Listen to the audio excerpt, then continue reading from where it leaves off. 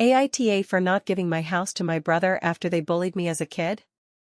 I, 34F, own a small 3-bedroom house that I bought 5 years ago after working my ass off for over a decade. I came from a really toxic household where I was the scapegoat and my older brother, 38M, could do no wrong. He and my parents constantly belittled me growing up, calling me fat, stupid, useless, you name it. He once locked me outside in the snow with no coat for hours when I was 10 and laughed while I cried through the window. When I told my parents, they said I was being dramatic and told me to stop trying to get my brother in trouble. That was just a small taste of what it was like. I went no contact at 18 and never looked back. Didn't go to any family holidays, weddings, none of it.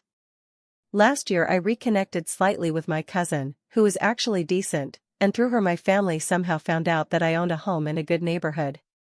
Hugh, my brother, suddenly texting me for the first time in 15 years. He was acting like we were all good, talking about crazy childhood memories, read, trauma, and then asked if he and his wife, 35F, and their newborn could crash at my place for a few months while they get back on their feet. Turns out he lost his job and they're getting evicted and can't find anything affordable. I told him sorry, but no. This is my safe space and I worked too hard for it, and I'm not opening my home to someone who treated me like garbage for years and never even apologized. He freaked out and told me I was being petty, that I was letting childhood stuff ruin a family bond and that I should do the Christian thing. He even got our parents involved and they left a voicemail calling me ungrateful and bitter and that I was letting a baby suffer because I can't move on. I feel like they're just trying to manipulate me all over again.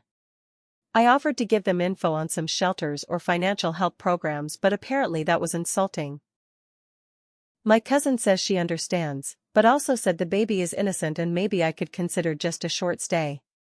But I know how this would go, they'd move in and never leave and I'd be right back in a toxic nightmare. AITA for refusing to let my abuser live in the house I built from nothing?